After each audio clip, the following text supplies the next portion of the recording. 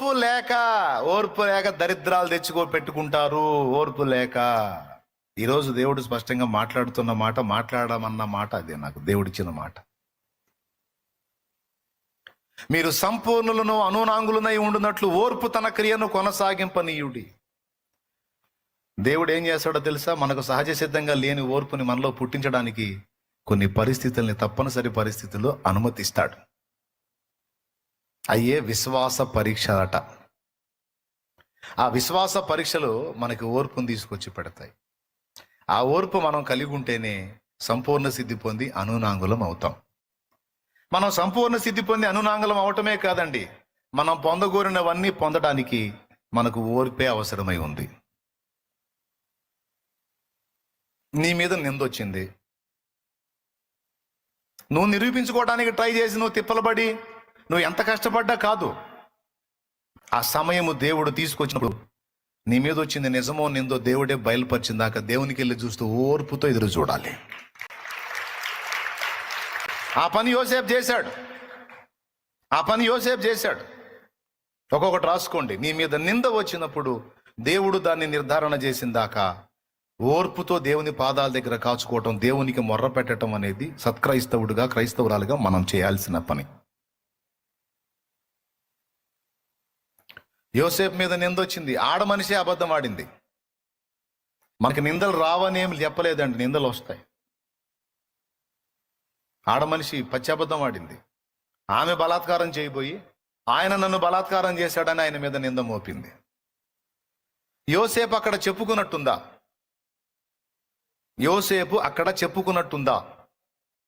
పని వాళ్ళకు కానీ పోతీఫెరోకు కానీ చెప్పుకున్నాడా? అయ్యా నేను ఎరగనయ్యా, అమ్మగారు నా మీద అబద్ధం ఆడుతుందయ్యా, నేను అలాంటి వాడిని కాదయ్యా, ఆమె నన్ను బలవంతం చేయబోయిందయ్యా, అయ్యా నేను ఎరగనయ్యా అని ఏమన్నా చెప్పుకున్నట్టుందా? చెప్పలా. ఎందుకో తెలుసా? చెప్పినా అక్కడి జనం నమ్మరని యోసేపుకు తెలుసు. ఎందుకంటే అబద్ధం ఆడింది ఆడ మనిషి. అబద్ధం ఆడింది ఎవరు? ఆడ మనిషి. చట్టమైనా సరే ఆడ మనిషి అబద్ధం ఆడిందంటే ముందు చట్టమైనా స్పందించింది, సమాజమైనా స్పందించింది. ఎందుకంటే ఆడ మనిషి విషయంలో సమాజానికి అలాంటి సింపతి ఉంది. కాబట్టి యోసేపుకు తెలుసు, ఇప్పుడు నేను నిరూపించుకోవడానికి ట్రై చేస్తే దెబ్బతింటాను. ఎందుకంటే చేసిందంతా చేసి మళ్ళీ ఎరగనని బొంకుతున్నావరా అబద్ధీకుడని ఇంకా 4 దెబ్బలు పడే అవకాశం ఉంది నా మీద. కాబట్టి ఇప్పుడు నేను మౌనం వహించడం తప్ప, నా సృష్టికర్తకు అప్పచెప్పుకోవడం తప్ప, నా తండ్రి అయిన యాకోబు దేవునికి, నా పితరుడైన ఇస్సాకు అబ్రహాముల దేవునికి అప్పచెప్పుకోవడం తప్ప ఇప్పుడు నేను చేయగలిగింది ఏమీ లేదు. సమయం వచ్చినప్పుడు నా దేవుడే నిజ నిర్ధారణ జరిగిస్తాడు. అయ్యా నేను ఎరగనంటే నన్ను కనికరించేవాడెవడు? నా మాట నమ్మేవాడెవడు? కనికరించేవాడు నమ్మేవాడు లేనప్పుడు నేను మొత్తుకొని ప్రయోజనం ఏముంది? మౌనం అయిపోయాడు, అప్పజెప్పుకున్నాడు నిందకి. చివరికి ఏం జరిగిందో మీకు తెలుసు. నాకు తెలిసి యోసేపుని ఆ సమాజం తిట్టుంటది, ఆ తోటి బానిసలు తిట్టుంటారు, పోతీఫెరో తిట్టుంటాడు, పోతీఫెరో భార్య చెలికత్తెలు తిట్టుంటారు. దుర్మార్గుడు, వంచకుడు, తిన్నింటి వాసాలు లెక్కబెట్టేవాడు, అన్నం పెట్టిన చేతిని పట్టుకున్నాడు, నీచుడు, నికృష్టుడని ఎంతమంది ఎన్ని రకాలుగా ఆడిపోసుకున్నారో యోసేపుని. కానీ ఎరగడు. పాపం పర్సనల్గా ఎంత ఏడ్చుకొని ఉంటాడో ఆయన. ఏంది దేవా నాకు ఈ కష్టాలు, ఏంది దేవా నాకు ఈ బాధలు, ఏంటి దేవా నాకు ఈ అల్లరి, కన్న తండ్రికి దూరం అయిపోయాను, బానిసగా అమ్మబడ్డాను, ఇక్కడ కొంచెం స్వాంతన పొందానంటే మళ్ళా నాకు పిడుగుపాటులాగా ఈ దారుణం ఏంది తండ్రి, మళ్ళా నేను జైలు పాలవటం ఏంటి తండ్రి, ఎరగని దానికి నేను వచ్చి ఇక్కడ పట్టం ఏంటి తండ్రి, నా పరిస్థితి ఏంటి తండ్రి, ఎంత ఏడ్చుకొని ఉంటాడో పర్సనల్గా ఆయన. పోనీ నేను ఏదన్నా చేశానా, చేసిన తప్పులకి శిక్షగా ఏమన్నా పంపించావా? నేనేం చేసినట్టు కూడా నాకేం గుర్తులేదు. మరి ఎందుకు వచ్చింది నాకు ఇలాంటి పరిస్థితి? కానీ ఏదైనా నీకు తెలియకుండా అయితే ఏది రాదుగా. నేనైతే ఓపికతో నీ వైపే చూస్తాను, ఓర్పుతో నా పక్షంగా నువ్వు కదిలేంత వరకు నేను నీకెళ్ళే చూస్తానయ్యా అని ఏడ్చుకుంటూ దేవునికి వెళ్ళచ్చు. ఇంకెవరు చెప్పుకుంటాడు పాపం. కొంతమంది మనుషుల పరిస్థితి అలా ఉంటుంది, ఎవరికి చెప్పుకునే మార్గం కూడా ఉండదు. కొంతమంది ఆడపిల్లల పరిస్థితి అంతే ఉంటుంది, వాళ్ళ ఘోష అరణ్య ఘోష. కనీసం చెప్తే వినేవాళ్ళు కూడా ఉండరు. అసహించుకుంటారు, ఏసడించుకుంటారు, తృణీకరించి వెళ్ళిపోతూ ఉంటారు. కొంతమంది ఎలా ఏడుస్తారో తెలుసా? బాధను బట్టి ఏడరు. ఈ బాధ చెప్పుకునే దిక్కు లేదే అని ఏడ్చేవాళ్ళు ఉన్నారు. నీకు ఒక ఆలోచన చెప్తాను. మనుషులకు దయగలగదు, మనుషులకు కనికరం కలగదు. కాస్త కూస్తో దయగలిగి కనికరం కలిగి ఒక పూట విన్నా మరో పూట ఏసడించుకుంటారు తప్ప నేను అర్థం చేసుకోలేరు. కానీ నిన్ను అర్థం చేసుకొని నీకు న్యాయం తీర్చేవాడు నా ప్రభు. నీ పరిస్థితిని నువ్వు మోకాళ్ళు నీ కన్నీరు విడిచి ఆయనకి చెప్పొచ్చు. నువ్వు, దేవా నేను ఎరుగుదునా, నాకు తెలుసా, దేవా నేను చేశానా అన్యాయంగా నా మీద ఎలాగా, ఈ విషయమే కాదు ఏదైనా నువ్వు ఆయన ముందు కూర్చోవచ్చు, ఆయన వైపు కళ్ళు తెరవచ్చు, కన్నీళ్లతో ఆయనకి విషయం చెప్పొచ్చు. 10 మంది దగ్గరికి 10 సార్లు వెళ్ళి నీ సమస్య 10 సార్లు వాళ్ళకి చెప్పుకునే కంటే, 10 మంది దగ్గరికి వెళ్ళి 10 మందికి 10 సార్లు నీ సమస్య చెప్పుకునే కంటే, ఆ 10 సార్లు దేవుని దగ్గరికి వెళ్ళు. ఒక్కడే దేవుడు, ఆ ఒక్క దేవుడి దగ్గరికి 10 సార్లు వెళ్ళు, 10 సార్లు చెప్పు.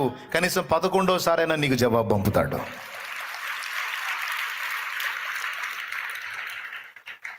10 మందికి నువ్వు చెప్పినప్పుడు 10 మంది నలుగురిలో నిన్ను ఆరడిపరుస్తారు, నవ్వులో పాలు చేస్తారు, ఎవ్వరూ కనికరించరు. కానీ ఆ 10 సార్లు నువ్వు జీవంగల దేవుడి దగ్గరికి వెళ్ళి, నా తండ్రి నా పరిస్థితి ఇదే, నువ్వు ఆయన వైపు చూస్తే, ఆ 10 సార్లు నువ్వు వెళ్ళి ఆయన ముందు మోకాళ్ళు ఉనితే ఓపికతో, కనీసం 11వ సారైనా నీ పక్షంగా ఆయన బలమైన బాహు కదులుతుంది. యోసేపు అంతే జరిగింది. జైల్లో పరిచయం అయ్యారు. భక్షకారుల అధిపతి, పానదాయకుల అధిపతి. పానదాయకుల అధిపతికి చెప్పాడు, సార్ నేను ఎరగని నేరానికి జైలు పాలయ్యాను, మీరు బయటికి వెళ్తున్నారు, మీరు వెళ్ళినప్పుడు నన్ను గుర్తు చేసుకోండి, రాజుగారికి చెప్పి నన్ను బయటికి తీసుకొని రండి అని రిక్వెస్ట్ చేసుకున్నాడు. వాడు పోయాడు. 2 ఏళ్ళు ఇంకా పట్టించుకోవాలా. ఎందుకు కలిగిద్దండి కనికరం? ఎవరికి గుర్తుంటాం మనం? స్థిరమే లేని మనుషుల ప్రేమలు నటనయే చూపుచూ. ఈ పానదాయకుల అధిపతి బయటికి పోయాడు. నన్ను ఇయాల పిలుస్తారు, రేపు పిలుస్తారు, ఇయాల పిలుస్తారు, రేపు పిలుస్తారని సంవత్సరాలు ఎదురు చూశాడు. పోయింది, ఆశ కూడా పోయింది. అరే నాకు ఇంత తీయగా మాటలు చెప్పి, నాకు ఇంతగా ధైర్యం ఇచ్చి, నేను బయటికి వెళ్ళగానే ముందు నీ గురించే నేను మాట్లాడతాను, ఎందుకంటే నాకు వచ్చిన కళ, దాని భావం అద్భుతంగా నువ్వు చెప్పావు, ఖచ్చితంగా నేను నీ గురించి మాట్లాడతానని భరోసా ఇచ్చి వెళ్ళినోడు అశ్రద్ధ ఎందుకు చేస్తాడులే, నా గురించి గుర్తు చేసుకుంటాడు, నన్ను బయటికి తెస్తాడని చెప్పుకుంటే వాడు కూడా మర్చిపోయాడు.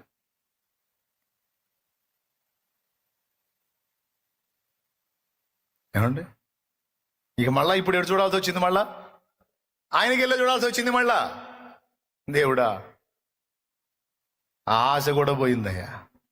ఇక నువ్వు తప్పి నువ్వు కార్యం చేయకపోతే ఇంకా నాకు వేరే మార్గం లేదు, నువ్వు తప్ప నాకు ఇంక అవకాశం, నువ్వు తప్పి నాకు ఏ దారి కనపట్టలేదు ప్రభువా అని మళ్ళీ దేవునికి వెళ్ళి చూసినప్పుడు, అప్పుడు దేవుడు కదిలాడు యోసేపు పక్షంగా. ఎక్కడ కదిలాడు? రాజు దగ్గర కదిలాడు. రాజుకు ఒక కళ పుట్టించి,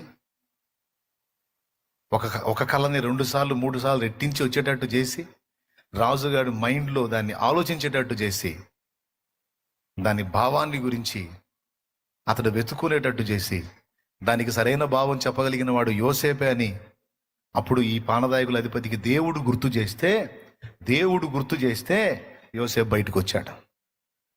ఎవరు పూనుకుంటే, ఏ బాహు కదిలితే, ఏ హస్తము కార్యం చేస్తే, ఎవరు మాట్లాడితే, ఎవరు దర్శిస్తే, అదుగు ఆయన నా దేవుడు, ఆయన నా దేవుడు, ఆయన నా దేవుడు, ఆయన నా దేవుడు.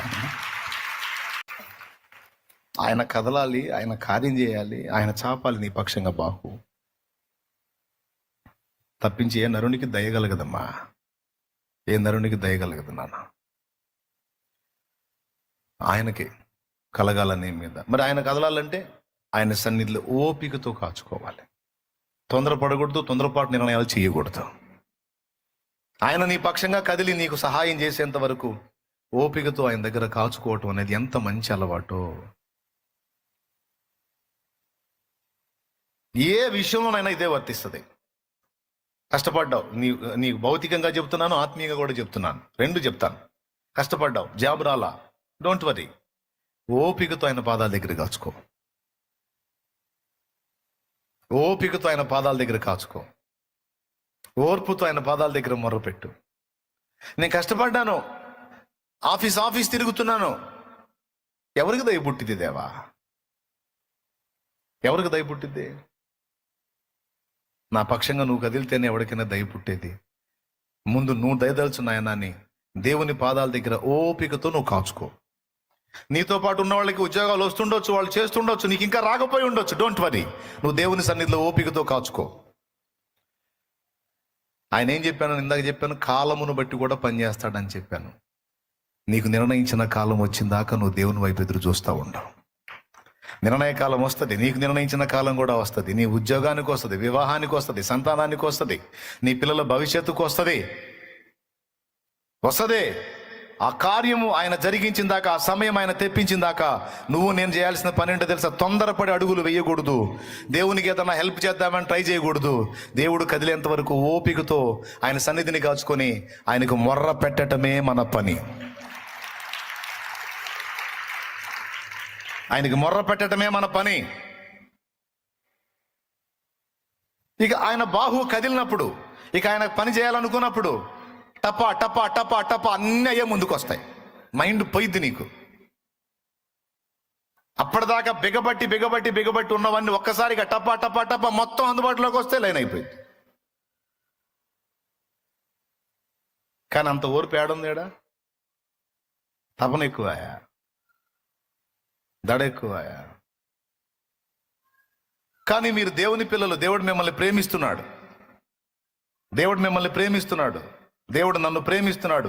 ఈ లైవ్లో వీక్షిస్తున్న వాళ్ళని దేవుడు ప్రేమిస్తున్నాడు. అందుకే ఆయన ముఖాముఖి మాట్లాడుతూ ఉన్నాడు. కొద్దిగా ఓపిక పట్టు, కొంచెం ఓర్చుకో, కొద్దిగా సమయంలో పాటించు. నేను నిర్ణయించిన సమయం ఒకటి ఉంది, ఆ సమయంలో నా కార్యం తప్పకుండా నువ్వు చూస్తావని దేవుడు మాట్లాడుతున్నాడు. నువ్వు బెంబేలెత్తిపోవాకు, కంగారు పడవాకు, కుమిలిపోవాకు, కురింగిపోవాకు, తిండి తిప్పలు మానేవాకు. నువ్వు బాధపడితే నేను తట్టుకోలేను. నువ్వు అన్నాహారాలు మానేస్తే నేను తట్టుకోలేను. నువ్వు నిద్రలేమితో ఉంటే నేను తట్టుకోలేను. నువ్వు నా యందు విశ్వాసం ఉంచిన దానివైతే, నువ్వు నా యందు విశ్వాసం ఉంచిన వాడవైతే నా వైపు చూసి ధైర్యం తెచ్చుకొని ఓపికతో నాకెళ్ళి చూడు. నేను కార్యం త్వరపెట్టబోతున్నాను. నా కార్యం జరిగింది, నువ్వు చూస్తావని నా దేవుడు మాట్లాడుతున్నాడు. నేను నీ కొరకు చేసినటువంటి కార్యములు నిర్ణయ కాలం ముందు తప్పక నెరవేరుతాయి. ఆ దినాన నీవు నన్ను మహింపరుస్తావు. కన్నీళ్లతో నన్ను ఆరాధిస్తావు నువ్వు. ఆనంద బాష్పాలతో ఆరాధిస్తావు నువ్వు. మహింపరుస్తావు. అప్పటిదాకా వేచి ఉండు. కొంచెం సమయం పట్టు. తొందరపాటు అడుగులు వేయవాక. సారా దేవునికి హెల్ప్ చేద్దాం అనుకుంది, కొంప ముంచింది. దేవునికి హెల్ప్ చేద్దాం అనుకుని అబ్రహాంతో మాట్లాడింది. దేవుడు నీకు సంతానం ఇస్తానన్నాడు కానీ నా ద్వారానే ఇస్తానన్నాడా? ఇంకొక ఆమె ద్వారా కన్నా కూడా నీ సంతానం అయింది కానీ ఆడమనిషి సంతానం కాదు కదా. కాబట్టి నా ద్వారా కాకపోతే ఈ హాగర్తో సంతానాన్ని గాను అని ఆమెనిచ్చింది. ఐడియా బాగానే ఉంది అనుకున్నాడు ఆయన. నిజమే కదా, సారా నుండి కాకపోతే ఇంకొక ఆమె నుండి అయినా సరే పుట్టే సంతానం నాదే అయింది కానీ ఆడవాళ్ళది కాదు కదా. లాజిక్ సెట్ అయింది అబ్రహాంకి. మారు మాట్లాడకుండా పెళ్లి చేసుకున్నాడు, స్వీకరించాడు, బిడ్డను కూడా కన్నాడు. కన్న తర్వాత దేవుడు దాదాపు నాకు తెలిసి 11 నుంచి 13 ఏళ్ళు మౌనం అయిపోయాడు. అబ్రహాంతో మాట్లాడలా. తొందరపాటుతో నీ సొంత నిర్ణయాలు చేసుకుని నీ ఇష్టం వచ్చిన అడుగులు వేసేటప్పటికి నేను ఎందుకు మాట్లాడాలని దేవుడు మౌనం అయిపోయాడు.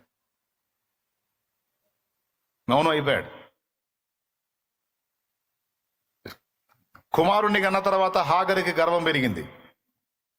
సారాని తృణీకరిస్తుంది.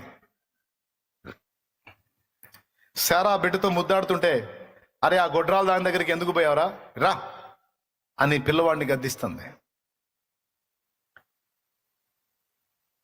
అబ్బా ఇది నన్ను నీచురాలుగా ఎంచిందని రివర్స్ అయిపోయింది సారా.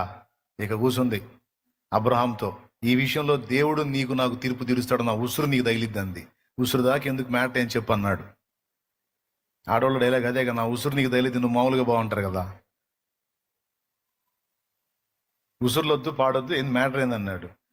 ఆ దాసిని దాని కుమారుణ్ణి తీసుకెళ్ళి వదిలిపెట్టరా, ఎడారిలో వదిలిపెట్టరా అంది.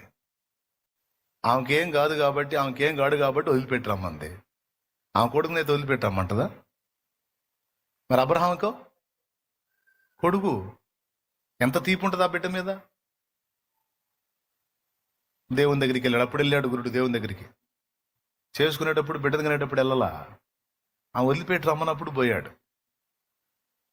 ప్రభా, నమ్మకంగా చేసుకోమంది, బిడ్డను కనమంది, ఇప్పుడు తీసుకెళ్ళి వదిలిపెట్టమంటుంది. ఏం చేయమంటావంటే, ఆమె చేసుకోమంది, చేసుకున్నావు, ఆమె కనమంది, కన్నావు, ఆమె వదిలిపెట్టమంటుంది, పోయి వదిలిపెట్టు. 2 మాటలు విన్నావు కానీ ఆయన 3వ మాట కూడా ఆ మాట విను. ఏడుస్తా కూర్చున్నాడు దేవుని ముందు. నువ్వు కూడా ఏందయ్యా, వాడు నా బిడ్డయ్యా, సారాకేం కాడు, సారాకి సవిత కొడుకు, నాకు బిడ్డయ్యా. ఎట్లయ్యా అంటే, అప్పుడు దేవుడు ఓదార్చాడు, బాధపడకు, వాడిని సావనీయంలే, నేను వాడిని కూడా దీవిస్తాను, వాళ్ళలోంచి కూడా రాజులు వస్తారు, వాళ్ళిద్దరిని నేను సేవ్ చేస్తాను, నువ్వు వదిలిపెట్టి రమ్మన్నాడు. చూడు, ఈయన తేడా పడ్డా కూడా ఆయన కవర్ చేస్తున్నాడు చూడు. సరే అయింది ఏదో అయిపోయింది, సరే పొమ్మన్నాడు, వదిలిపెట్టి రమ్మన్నాడు. ఇప్పుడు ఈ ఓర్పు కోల్పోయి చేసిన పని ఫలితం ఏంటో తెలుసా? ఇప్పుడు ఇజ్రాయిల్ అబ్రహాం సంతతి చుట్టూ, ఇస్రాయిల్ చుట్టూ, వాగ్దాన సంతానం చుట్టూ గట్టుగట్టి ముట్టడి వేసి వాళ్ళకి ఇప్పటిదాకా టార్చర్ చేస్తుంది ఆ ఇష్మాయిల్ సంతతే. ఈ సారా చేసినటువంటి తొందరపాటు పని, ఓర్పు కోల్పోయి చేసిన పనికి తన వాగ్దాన సంతానానికి దీర్ఘకాల శత్రువుని కనింది. ఇప్పుడు వాళ్ళిద్దరే కొట్టుకు సత్తున్నాడ. హాగరు కొడుకులు, శారా కొడుకులు. అరబ్బులందరేమో హాగరు సంతతి, ఇస్రాయేలేమో శారా సంతతి. ఇద్దరికి తండ్రి ఒకడే, అబ్రాం. ఇప్పుడు అబ్రాం ఇద్దరు కొడుకులు దండుకుంటున్నట్టు అనమాట. అదే దేవుడు చెప్పింది, నాకు ఓపిక పడితే ఒకడే కొడుకుండేవాడు, సూపర్గా ఉండేది. విన్నరే, అదే వచ్చింది గొడవ.